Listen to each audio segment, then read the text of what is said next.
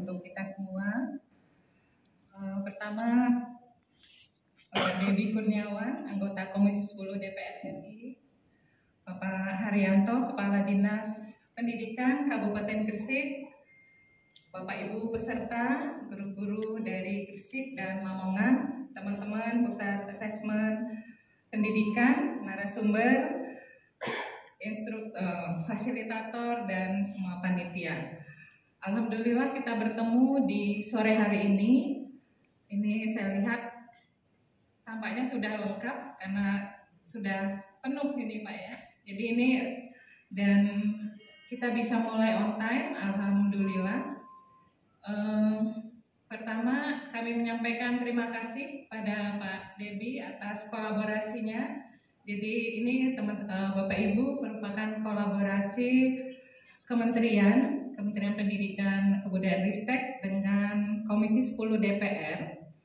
Karena memang Kemdikbudristek dan Komisi 10 DPR RI ini adalah mitra yang bersama-sama melakukan usaha perbaikan untuk peningkatan kualitas pendidikan. Jadi kalau di DPR merupakan unsur legislatif, Kemdikbudristek ini pelaksananya, eksekutif. Jadi kami bekerja sama, salah satu bentuk kerjasamanya dalam kegiatan di sore hari ini. Terima kasih Pak. Pak Haryanto, terima kasih banyak tadi sudah memberikan pengantar dan juga tadi sempat bicara sebentar tadi di ruang tunggu ya, di ruang tunggu sebelum kesini saya mendapat info yang sangat menyenangkan gitu ya. Itu kalau kami laporkan ke pimpinan, mesti akan senang. Jadi salah satunya tadi yang disampaikan bahwa Kabupaten Gresik telah mengangkat guru penggerak sebagai kepala sekolah, dan jumlahnya 18. Jadi itu langkah konkret itu, jadi dukungan yang diberikan oleh Kabupaten Gresik menindaklanjuti kebijakan pemerintah ini sangat kami apresiasi. Dan ini guru penggerak, sekolah penggerak, kurikulum merdeka, AN, rapor pendidikan, kemudian berbagai kebijakan lainnya merupakan komponen yang Bapak Ibu dengar mungkin di episode Merdeka Belajar. Ya. Jadi kalau kita perhatikan Bapak Ibu, dalam beberapa tahun terakhir Kemdikbudristek ini memang melakukan transformasi kebijakan-kebijakan untuk meningkatkan kualitas pendidikan. Jadi kalau Bapak Ibu perhatikan bahwa kebijakannya ini sebagian besar memang kalau kita bisa katakan ini radikal ya. Jadi misalnya yang pertama kali 2019 itu disampaikan UN tidak ada. UN ini sudah belasan tahun Pak, dan kemudian menjadi tidak ada, itu suatu kebijakan terobosan yang sangat besar yang berani diambil gitu ya, dengan beberapa pertimbangan.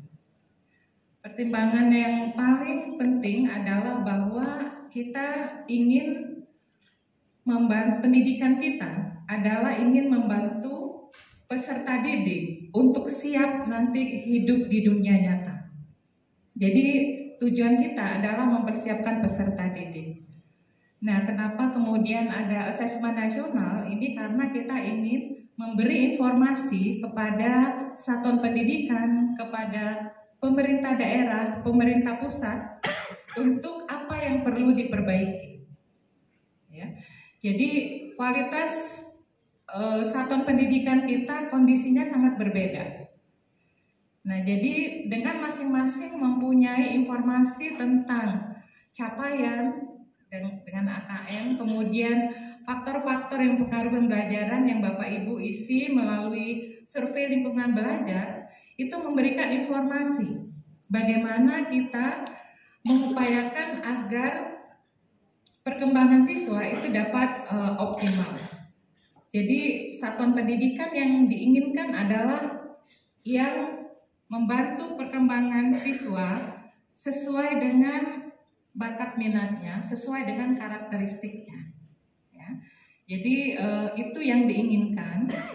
Nah, UN di satu sisi memberikan informasi yang terstandar. Kita mempunyai ukuran yang sama, tetapi memang ada efek samping.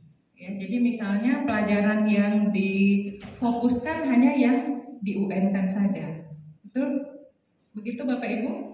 Ya, bahkan mungkin sejak awal beberapa mata pelajaran ini yang mendapat waktu yang lebih banyak, seakan-akan yang lain tidak penting.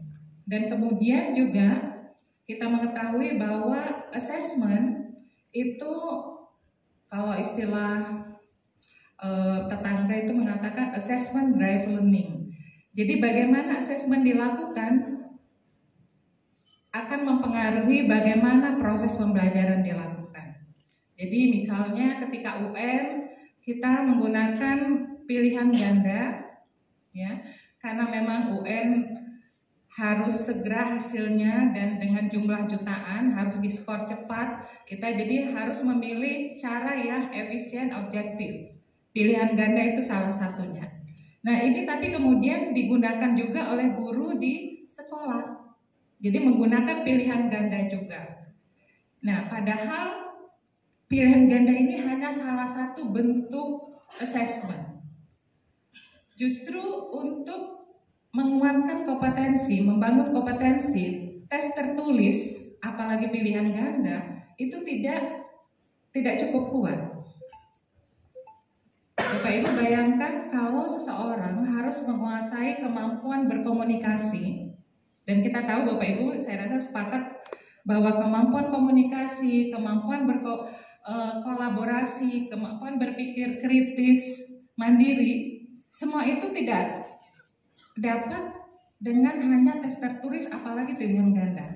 Sepakatkah Bapak Ibu? Sepakat. Contoh tadi kemampuan komunikasi, yang biasanya kemudian diukur soalnya yang muncul di pilihan ganda, biasanya kemudian yang ditanyakan apa? Ejaan, ya kan?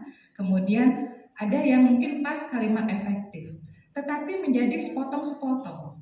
Idealnya kalau kemampuan komunikasi kalau secara lisan itu ditunjukkan dengan bagaimana peserta didik itu mampu berkomunikasi lisan secara langsung.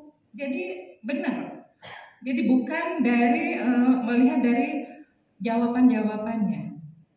Kemudian kemampuan berkomunikasi secara tertulis. Ini yang merupakan kelemahan kita, bangsa kita, Bapak Ibu, bangsa Indonesia adalah kemampuan berkomunikasi terutama secara tertulis. Itu kita sangat lemah dan itu bisa kita lihat kemampuan komunikasi tertulis dengan melihat tulisan yang dihasilkan. Tetapi dengan tes tertulis pilihan ganda itu susah. Jadi yang sangat mungkin itu adalah menugaskan untuk peserta didik menulis. Baru kemudian kita bisa memberikan feedback, umpan balik bagaimana menulis yang baik. Mungkin alurnya yang tidak tepat, pemilihan katanya, ya. Jadi itu yang aktual. Seperti juga yang lisan. Nah itu yang hilang. Nah jadi ini tidak adanya UN ini keputusan besar. Memang ada beberapa mungkin menganggap ini kita tidak mempunyai ukuran terstandar. Tetapi ini keputusan yang diambil saat ini karena melihat dampak yang belasan tahun ini. Ya, jadi kita fokus hanya beberapa kompetensi saja. Jadi sekarang kebijakannya adalah Bapak Ibu tidak ada lagi ujian penilaian dari pemerintah yang mempengaruhi kemerdekaan Bapak Ibu. Artinya, dulu ketika misalnya Bapak Ibu guru diminta untuk melakukan pembelajaran atau assessment seideal mungkin, biasanya yang menjadi kendala apa? Bahwa seideal apapun pembelajaran assessment yang dilakukan, misalnya dengan unjuk kinerja berbasis project, ya, tetapi ketika hasil UN-nya rendah, itu seakan-akan tidak ada artinya karena yang dilihat hanya hasil UN.